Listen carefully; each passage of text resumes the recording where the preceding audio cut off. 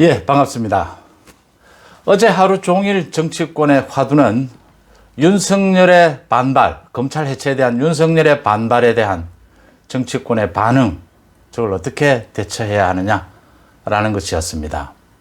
윤석열은 어제 국민일보에 이어서 오늘 또 중앙일보에 비슷한 검찰 해체에 대한 자신의 생각, 그리고 자신이 앞으로 이걸 어떻게 막겠다라는 것까지 또 풀어놨습니다. 윤석열의 얘기는 간단한 겁니다. 지금 문재인 정권이 추진하고 있는 수사청을 설립하고 검찰의 수사권을 완전히 뺏는 것은 검찰 해체다. 이 검찰 해체는 막아야 하는데 도대체 어떻게 막을 것이냐라는 부분입니다. 지금 국회를 믿을 수도 없다. 지금 문 정권의 합리적인 판단을 믿을 수도 없다. 어떻게 해야 되느냐?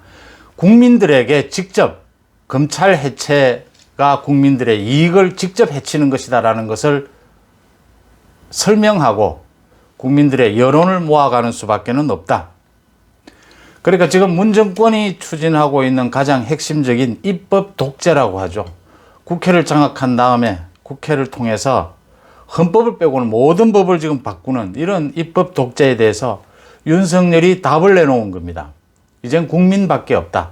국민을 직접 설득하고 여론을 모아가야 한다. 윤석열이 하고 있는 얘기 중에 가장 중요한 것이 국민, 그 다음 여론입니다. 국민을 설득하고 여론을 모아가는 것은 정치입니다. 윤석열의 정치가 시작됐다.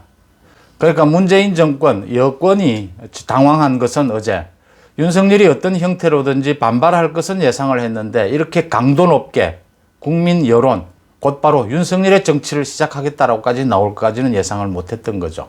그래서 지금 여권은 잠잠하지만 오히려 더 저걸 어떻게 대처해야 되나를 놓고 고민에 빠졌고, 야권은 일단 전면적으로 윤석열과 보조를 같이 하겠다. 전부 공감을 표시하고 나섰습니다.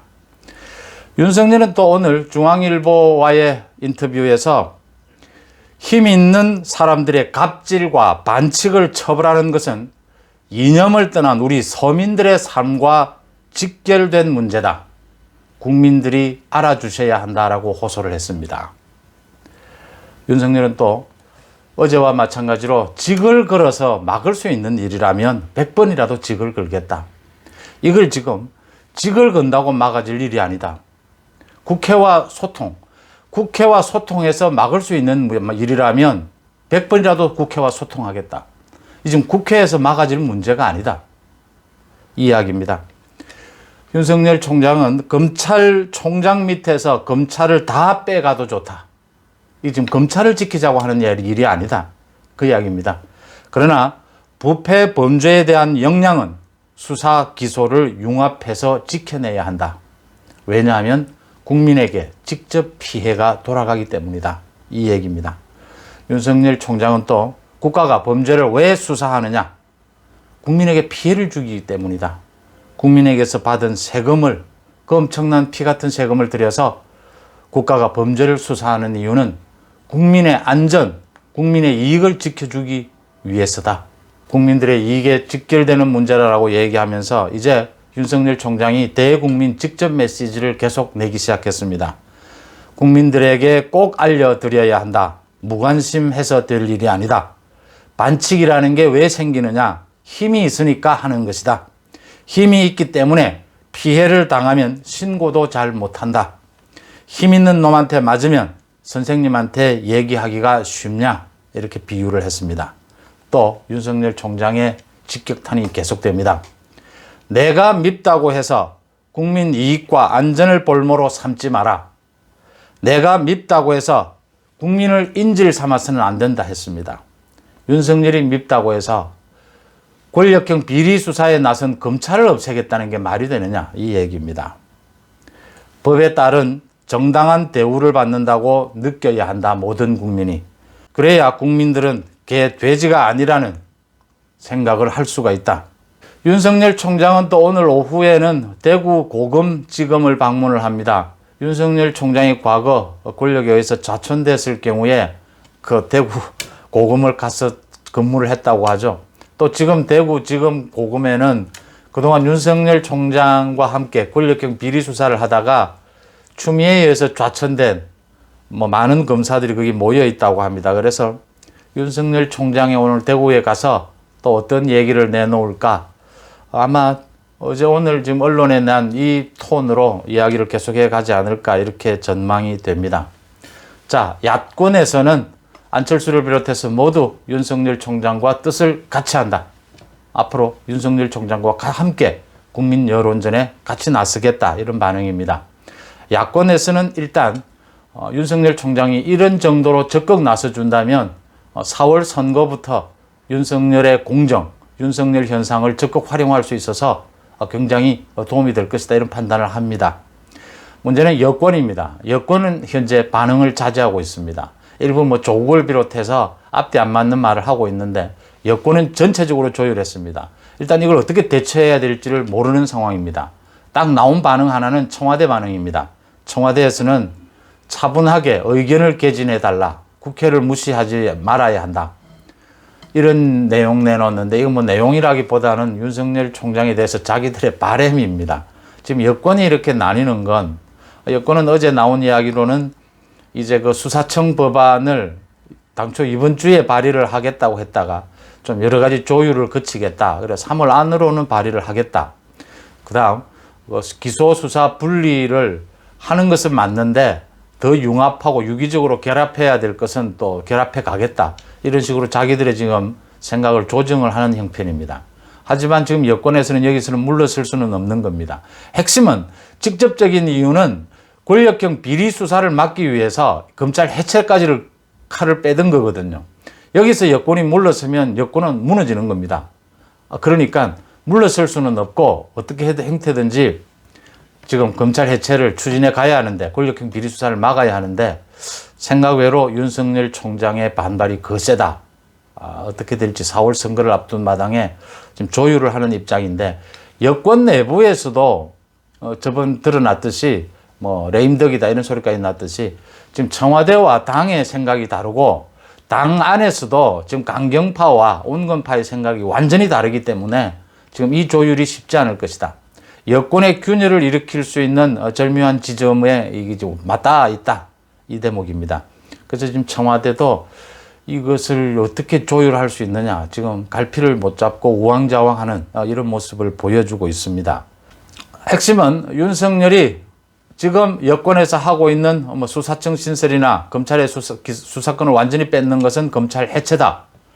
오히려 역으로 권력 비리에 대한 수사를 위한 검찰 수사 기소는 더욱 강화되어야 한다라고 얘기를 하면서 이제 방법적으로 대국민 설득에 직접 나서겠다라고 선포를 한 것이거든요.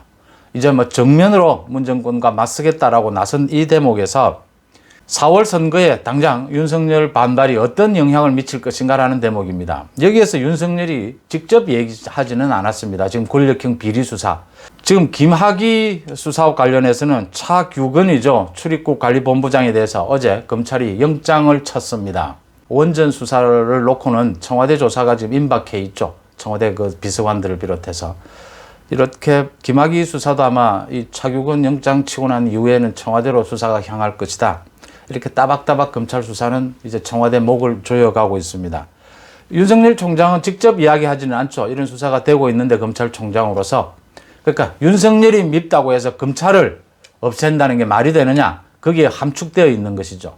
그 다음 권력 비리의 수사 기소가 더욱 융합해야 된다, 이런 말로 나가고 있는데, 지금 검찰을 없애고자 하는 이 문재인 정권의 행동은 직접적으로, 단기적으로는 이제 권력형 비리 수사를 막으려고 하는 거거든요.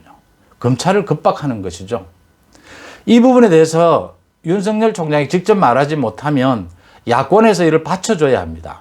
그냥 윤석열 총장의 생각에 공감한다, 동조하겠다라는 거에 그치지 않고 윤석열 총장이 말하지 못하는 부분을 야권, 지금 국민의힘이나 국민의당에서 찝어서 권력형 비리 수사 부분은 찝어줘야 한다. 지금 4월 선거에서 4월 선거가 문재인 정권에 대한 심판이냐 아니냐, 이게 주제지 않습니까?